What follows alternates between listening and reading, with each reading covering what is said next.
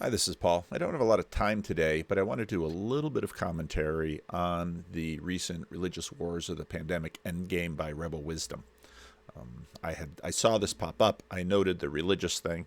Actually, David sent me a note and said you might be interested in this video, and he usually doesn't send me personal notes about videos that they release. So when he did that, I thought, oh, he's David has followed the channel and followed the conversation, so he knows what I'm interested in. He'll sometimes comment, yeah, it was a 20-minute video, and you did a 2-hour commentary on it. So what's up with that? And he doesn't say it that way. He's far more generous. But I did in fact find this to be a very interesting video, and I probably am not going to have the time to go into it as detailed as I'd like. But I thought it was interesting, especially because they're framing it in terms of religion. And that's interesting, of course, because I'm a minister, so I'm interested in religion. And one of the things that swirls around us all the time is the question of the definition of religion, because the word religion is a tremendously difficult thing to define. And when we have a global event like this pandemic, and we have the kind of polarization and disagreements like we've had all around the world, but in the United States around this pandemic, it's a moment when we should probably be paying attention and learning, because there's stuff to learn about ourselves. So let's jump in. So this is a piece we've been working on for a while about COVID and the pandemic, largely fueled by a sense of like the narratives really shifting. Things are moving and things are also getting weirder. Things are definitely getting weirder. Now, if we pay attention to language, and he says the narratives are shifting, and of course he did that conversation with B.J. Campbell, the egregores, and we've sort of been turning up the heat on trying to feed our imagination with respect to the best way to conceptualize things that we're talking about in terms of the narrative, in terms of what we mean by this word idea. We talked about that a little bit in the Friday question and answer, talking about egregores, principalities and powers. Things are moving through our culture, and part of the poverty of modernism is that we don't adequately have language for it, the kinds of language that ancients would have readily imagined, because, again, they had a very different conceptualization of this. Partly it was sparked by the recent Joe Rogan interviews with Robert Malone and Peter McCullough, which felt like a kind of tipping point for what you might call the antithesis position. And there's so many different angles to it. There's so many different angles to the challenge of finding sense making with something as vast as the pandemic. And also taps into all of the different topics we've talked about on the channel before. Now, even when we get into this question of what do we mean by sense making, and this is, again, why I think religion is a valid word to use in this context, because it's not like we're sort of brains on a stick, that we're just out there deciding to come to propositions about things. We all navigate in a very nuanced way many questions that we sense are beyond us that we can't know. If I walk into a room, is the COVID there? And everybody would say, well, that's not really exactly the way to think about it, but it is kind of the way we think about it. And right away, when the pandemic started, we noticed that just by our words, there was sort of a new imaginary presence that was biological, because it's a pandemic and people were getting sick, and you can test COVID in a laboratory, and now on test kits that are readily available, mailed out by the U.S. government and by your insurance company, et cetera, et cetera. But how exactly does this filter through everything that we are and do? There's a free speech angle to it. There's the culture war angle, there's the fragmentation, there's the different levels of how we're emotionally hooked by certain narratives. And the one that really came through strongly while we were pulling this together was the sense of like the religious dimension, the almost the theological dimension underneath it, that's fueling so much of the passion and the certainty and the warfare, and also these kind of religious manifestations of kind of scapegoating and clean and unclean, particularly regarding like the vaccine situation. And then Okay, we should slow that down because we should figure out, well, exactly what sense of religious is he talking about here? Hooked by certain narratives. And the one that really came through strongly while we were pulling this together was the sense of like the religious dimension, the almost the theological dimension underneath it. Okay, so what do we mean by that? So Scott Adams would talk quite a bit about two movies. And in this sense, we're sort of seeing religion as an interpretive filter. It's an interpretive filter by which we're all looking at the world through a particular perspective. Now, we might imagine, let's see if I pull it back a little bit. So basically, you've got a degree in which you've got two people looking at the world through two different religious filters. Now, even this drawing looks very modern and materialistic because it sort of imagines that what we might call base reality is sort of this material thing that we are looking at, and of course we're interpreting it through our own religious filters, and that's true. And part of the transformation that's been going on is we recognize that this isn't just a matter of perspective, but in terms of the first personal world, we're also constructing the world that we live at, that we live through. There are, of course, all of these value hierarchies that are part of what makes up a religion.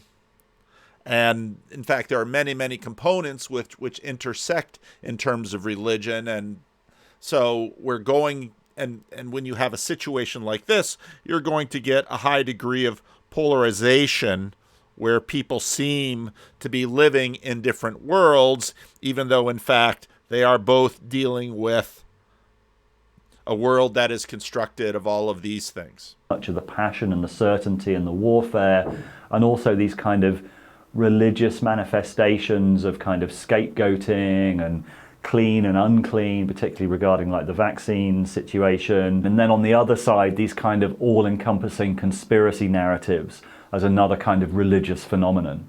And yeah, this sense that that's the frame that we've used probably more than any other, in this sense that we're in post-secular times.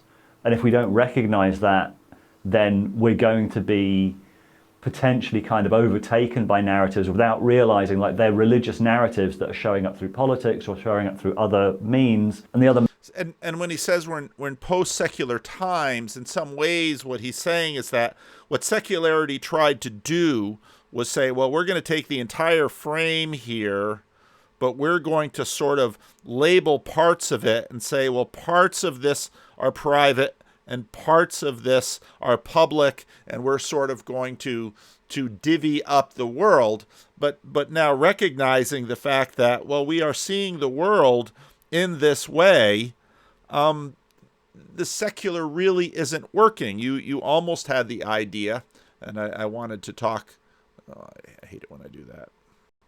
You very much get the sense that things are getting very meta in this way.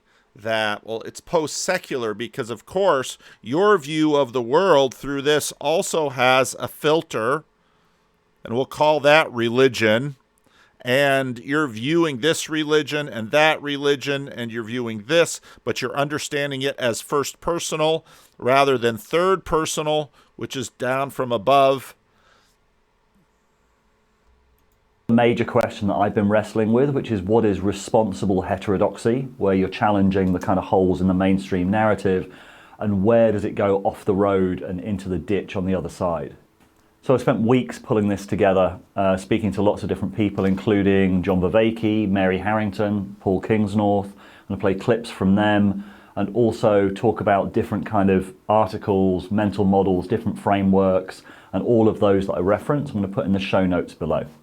Yeah, it's interesting. You use the phrase post-secular, and I thought, but you also use the phrase religious, and I kind of thought, yeah, post-secular it's interesting. It's kind of a euphemism, because I think part of what's going on right now is that we are living through the birth of many new religions. And I think there's a discomfort in culture, and there's perhaps a discomfort in when we're trying to make sense of things with thinking of things as a religious phenomena.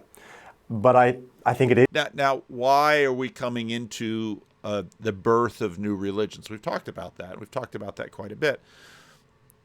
Once you have narratives will generate communities, especially in an internet age where we sort of can find each other easily. And once you have those communities, there are going to be practices and habits and reinforcements and value hierarchies and disciplines that create structure to those communities, and even institutions that come out of those communities. And whether or not these communities are tied to some of the large overarching religions that are out there, or they become like these micro things that Tara Isabella Burton was talking about in Strange Rights, you're going to have all of these new religions. It is one of the key frames to look at it through, because it doesn't start to make everything make sense. That's one of the traps we fall into, in a sense, making like, that's what it is.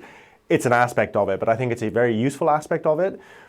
We've talked about it a lot on the channel, that we are living in religious times. I've called it the age of breach, because I think one of the things we're seeing, and I think we're seeing it with the pandemic situation as well, is sort of proto-religions forming online in this kind of imaginal space of our imaginations. It's all words, it's all videos, it's all kind of images. And the final thing I want to say about that is that it's not a bad thing. Like the return of a kind of the unconscious, the irrational, and the, for want of a better term, religious, is something that it's a deeply human thing. This is the first time in history we haven't had it, pretty much arguably since the birth of what we would call modern kind of Homo sapiens, or at least not had it as a deeply institutionalized kind of aspect of culture. And I think we have to roll with it and take it on its own terms rather than trying to move away from it, because, we need it to make sense of what's going on. Yeah. At some point you have to ask, what are the things that developed the secular? And if, in fact, the secular was sort of a monofocal perspective on the world, well, maybe not only a visual perspective, but an audio perspective. This from The Rest is History, the Birth of the Modern World, from their thesis about 1922, where a bunch of these things came together. You know what also the Daily Mail also created, which is a huge part of the culture of 1922, and in some ways you could argue the year's most lasting and important legacy? Radio. Right. So tell us about radio, Dominic. So, people have been experimenting with radio broadcasts and whatnot for years. The key person in Britain is a man called Marconi, who set up the Marconi Company, who's obviously an Italian immigrant. And in 1920, he gets sponsorship from the Daily Mail to do the first live entertainment broadcast, which is done by Dame Nellie Melba. She sings a song, and the Marconi Company broadcast it. And this is one of their, the Daily Mail are hugely into stunts at the beginning of the 20s. So at one point, Lord Northcliffe invents a new hat, for example. and they're always trying all these different wheezes. Why are they not doing that now? I think they probably are. I mean, I haven't invented a new hat for them, but give it time. Get on with it. But yeah, the Marconi Company, they're the real pioneers in Britain of radio. So it's in early 1922. I think it's February, actually, 14th of February, that you have the first regular broadcasts, which are from a hut, which I've been to, Tom, actually, because I did a documentary about this for the BBC, because this is where the BBC comes from. There's a hut in a place called Writtle, which is outside the Marconi factory in Chelmsford in Essex, and a man called Peter Eckersley would broadcast on Tuesday evenings for half an hour. And they were the first regular radio broadcast. Now, this is going to feed into, obviously, a lot of the narratives that David and Ali have been developing about heterodox narratives versus, and even adopting, which is language that David has been using for quite a while. Heterodox is, of course, a loan word from my world, because heterodox is in contrast to orthodox, and I thought that Peter Liebenberg and his thesis and antithesis on the pandemic is also a good framing. But of course, what we've seen is the way that this stuff has proliferated. You've certainly had polarizations where you have competing poles, but you've got all of this within. Now, part of what happens with these successive technologies as they move into as they really create the modern era, you of course have the printing press at about the same time that you get the Protestant Reformation.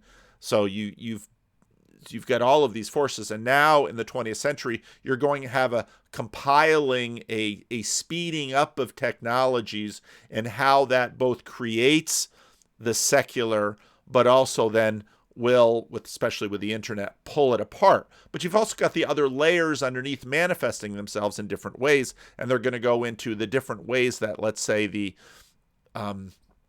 in the UK, the way they approached radio and the way it rolled out in the United States. Podcasts. In Britain or in the world? In Britain. Now, what's happened in America is that you have had this explosion of radio at exactly the same time, but in America it is completely unregulated. So you have kind of maybe 100 radio stations by the spring, and then in the summer you have hundreds of radio stations in America. Right. So it's like kind of internet startups suddenly. It's exact. And again, now this is what technology does in many ways, because whereas before, let's say, a certain way of being or a way of talking was in an individual, and you actually needed access to that individual or fellowship with that individual. With print, of course, the words can get put onto paper and into language and can go out into the world. Now, with the technology, you're still going to have individuals, and they're going to fight for, eventually you're going to have things like intellectual property right, and you're going to have celebrity, and you're going to have all of these things. But the mechanics of radio means that you can have many, many stations, and well, then suddenly all of the filters are going to get up. Exactly that. Exactly that. So lots of people have asked questions about, what is the most important invention or discovery that is associated with the sort of modernity of the 20s. So Kevin Douglas asks about broadcasting. Chris Salmon says, which is the most important invention? And I would say the answer is radio, actually. Mm-hmm. And I think what's so interesting about it is in America, it is advertising funded. And there's this explosion of radio stations throughout the summer of 22. There's this sort of sense of chaos and free-for-all. And in Britain, the people observe this and they say, oh my God, we can't have anything like this. This is an absolute this would be the worst possible thing. And they actually say, it's an anarchy, it's chaos. And of course, that we were talking last time about that the absolute ubiquitous fear of anarchy and of Bolshevism and all this kind of thing, and the thirst for order at the beginning of the 20s. And I sort of wonder whether that's in people's, they have this hatred of disorder and of uncertainty, unsurprisingly after what they've been through. And so the Marconi Company and 5 of the other big companies get together and they want to set up a monopoly licensed by the government, which will be called the British Broadcasting Company. And that's what basically happens. And that's what happens. So they get together, and by October they have formed what becomes basically the BBC. And the BBC starts its first regular radio broadcast on the 14th of November 1922. And to listen to them, you need a radio set, which they're not cheap, and you have to pay a 10-shilling license fee. And the license fee... So right from the beginning, the license fee is there. The license fee is there right from the beginning. What isn't there right from the beginning is complaining about the license fee, which comes in later. Right. But you know who despises the BBC, Tom? Our old friend from the previous episode, Virginia Woolf. Does she? She does not believe in... she's horrified by the idea of bringing high culture to the masses. Because she said, look, they won't understand it. It'll destroy high culture. It's They're all not right. carbuncular. So you can see how all of these things are developing, right? Woolf complains at one point that the BBC's first director of talks, who is this pioneering, extraordinary woman called Hilda Matheson. Woolf doesn't like her. She says there are two things wrong with her. One, she's got a wooden face. Right. And the other, Virginia Woolf's face famously mobile. Well, of course. Virginia Woolf of all people. And then Virginia Woolf says the other thing she doesn't like her is that she lives in South Kensington. The vulgarity. She regards as middle class, drab, Common. and dreary. Yeah. So she's a cracker. Yeah, lovely person. So from a British point of view, I would say that's absolutely the most important thing about 22 is that. Did you read about the first BBC drama broadcast on BBC? No, go on. Give me. It went out on Christmas Eve. Yeah, and it was called "The Truth About Father Christmas." Oh my God! So what a thing to put out on Christmas Eve. I know everyone's put away their Christmas decorations, but a little final festive touch there. That was the first ever BBC radio drama. Does it tell the real? What does it say? I don't know what it's about. I'm guessing it's the truth about Father Christmas, Dominic. That's probably lost now. Maybe it's on BBC Sounds with their unfair monopoly. I like your framing about just seeing it as a religious phenomenon shouldn't be that kind of aha moment that, now we suddenly understand it, because that's just being caught in exactly the same dynamics that will come in. Right, because once you label it as religious, okay, well, what does that tell you? Well, what does it tell us? It's a very good question. I think it suggests how deep this goes, and at least for people like myself, it suggests that, this isn't something apart from everything else I do during my day. Into later, John Bavacki talks about this a lot. Kind of insight porn is one way of looking at it. Addiction to insight is another one. We're all groping in the dark, and I think starting from that, we're groping in the dark, trying to make sense of things just as much as anyone else.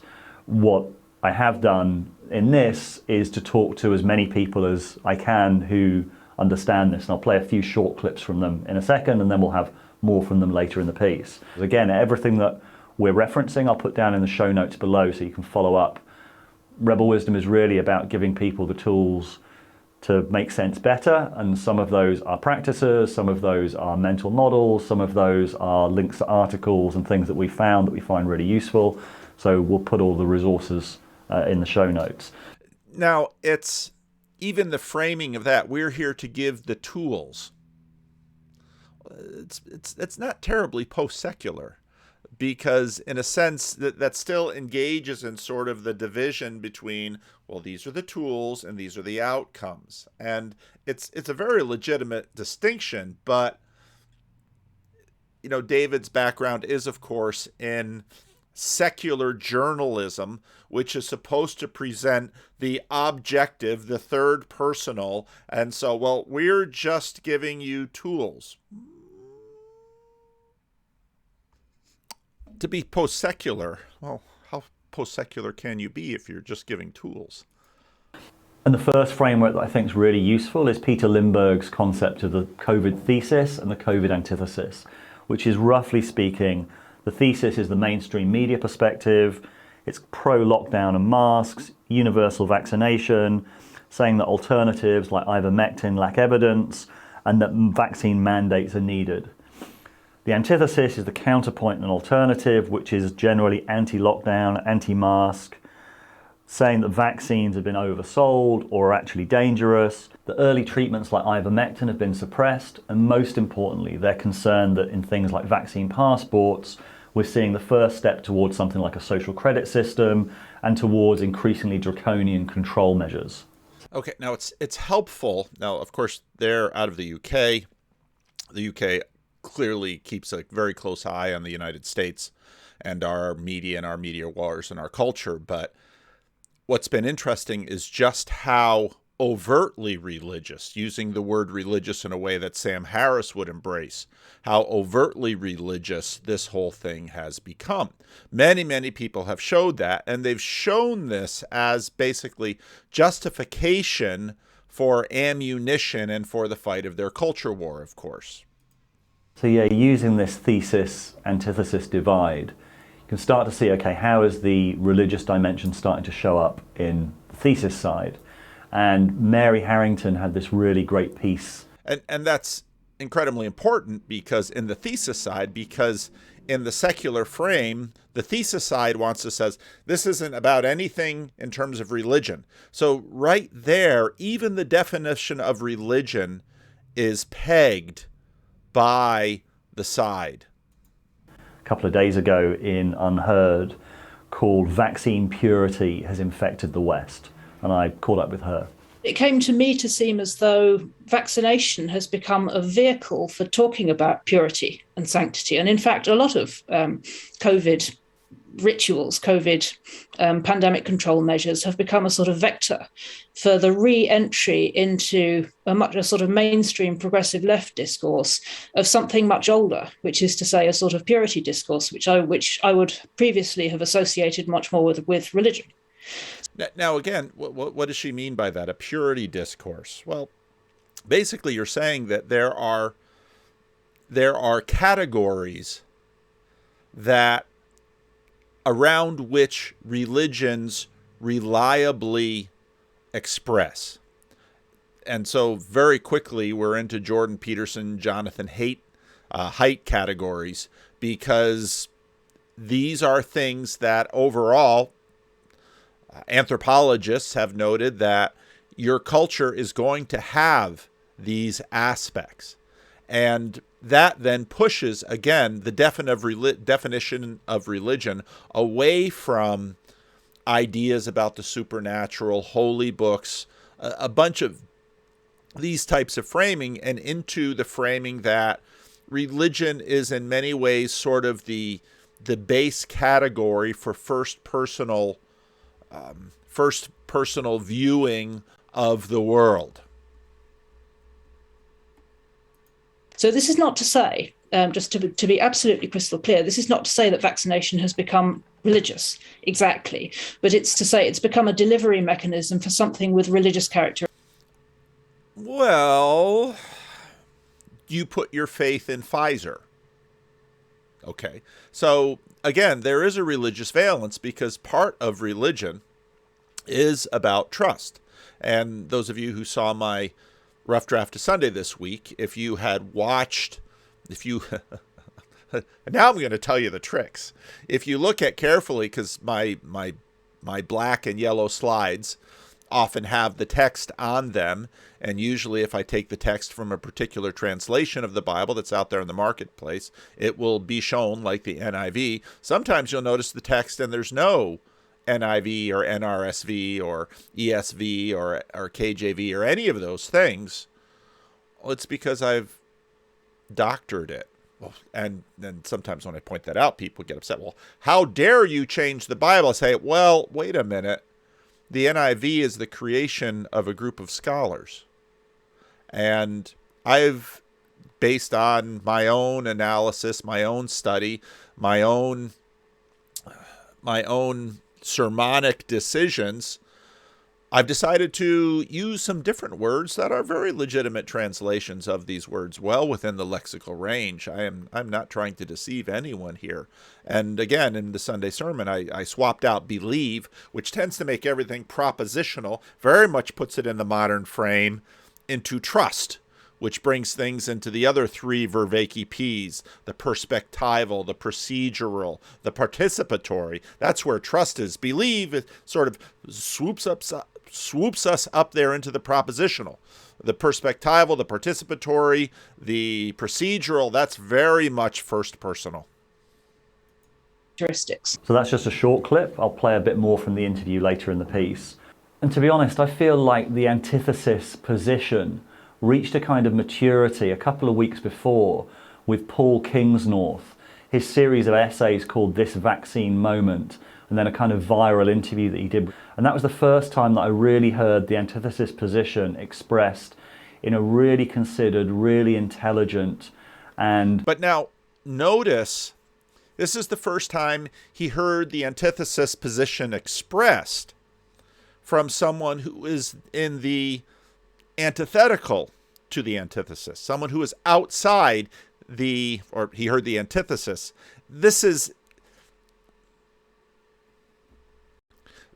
where you get the sense of revelation.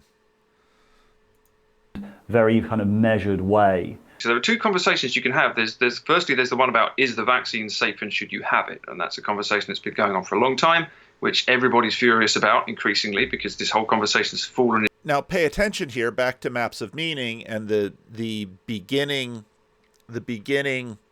fork in the road of maps of meaning, where Jordan Peterson starts out his book. The world can be conceived of in two different ways. One is a space of objects, and the other is a forum for action. Pay attention to how often, as we continue to leave modernity, as we continue to shift from the third personal into the first personal, how often forum for action is the frame that people are leaning into the ruts of the culture war.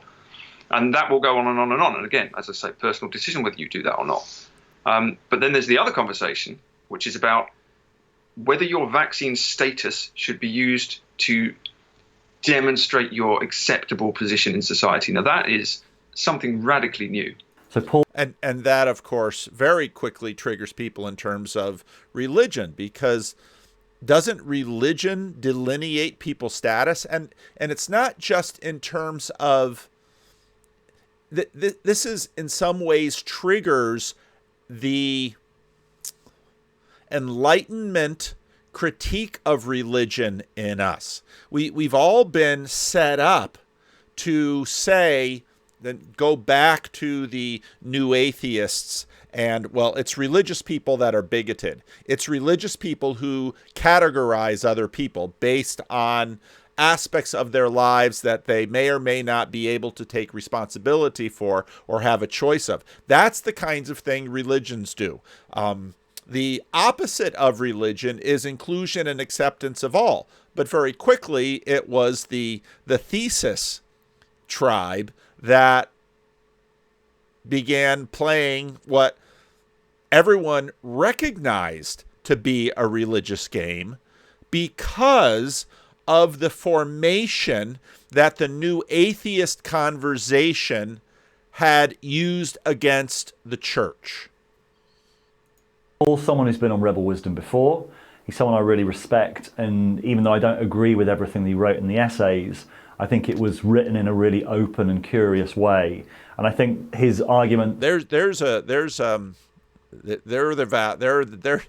David's values, open and curious, and that's in some ways, again, we don't see these values very quickly, but those are the good values, open and curious. And now anybody who watches my channel knows I love open and curious, because I'm very open and very curious. But we should just recognize that these are the values, and these values will be shaped in terms of, let's say, a big five personality profile. You can map them onto that. You can map them onto a lot of different things. And his perspective needs to be engaged with. I don't think he's playing a tribal game, but when I read them, I was immediately concerned that it would be seen in a really tribal way. Now, there's an aversion to tribes, which is, of course, again, probably some more latent secularity, because Ali was just a minute ago talking about these new religions.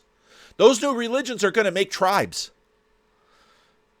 Tribalism is inevitable, because you're not going to have a new religion without a new community. And another word for that new community is a tribe. And so, this aversion to tribalism is something we should up the resolution on and say, we should not be so sensitive to tribal formation. What we should probably be thinking about is, how must we navigate a world with more tribes? Because in a sense, what radio did was create some huge tribes. I often noted to people that what happened in the seeker movement towards the end of the 20th century is that churches were no longer differentiated by propositional doctrinal assertion as much as which radio stations they listened to. Because increasingly, especially in evangelical churches, the pastor is not as important in terms of church growth, church development and the ability of a church to really capture and motivate people. I mean, Paul Anleitner notes music is the sacrament of evangelical, big box evangelical Pentecostal churches. That means that the worship pastor is probably the most important person, and the music is most important. And so really you're down to what radio station do you listen to? And if in fact you want to try to grow a church, now this gets super complex, and we had that really wonderful conversation with Sam too about music. It's so integral that communities and tribes are being formed around other things other than, let's say, well, why were churches segregated into theological tribes? Well, the printing press, the Peace of Augsburg, the 30 Years' War, the Protestant Reformation. And in a sense, many of these old layers don't go away. They just continue on. Now, I've got 5 minutes here before our conversation, so I got to figure out where to land this plane for now. So I asked him if he was worried that what he wrote would be weaponized. I don't want what I'm writing to be used by particular tribes, actually. And I'm trying to make sure I write it in a way that it's hard for a particular tribe to grab it and use it. But there's always that risk. I think at the moment, that's where we are. It's very hard to do anything that doesn't get sucked in by somebody, other than just shutting up. But if you're really successful, you'll make a new tribe. There'll be the Paul Kingsnorth tribe. All right, I'm only 8 minutes and 28 seconds into this thing. We'll see if I return to it. It all depends on my ADHD. But if you haven't listened to this, it's well worth a listen. And there's a ton of stuff in here. You know, a bunch of the John Vervaeke stuff I thought was excellent. I'll be talking to John and Sam tomorrow morning.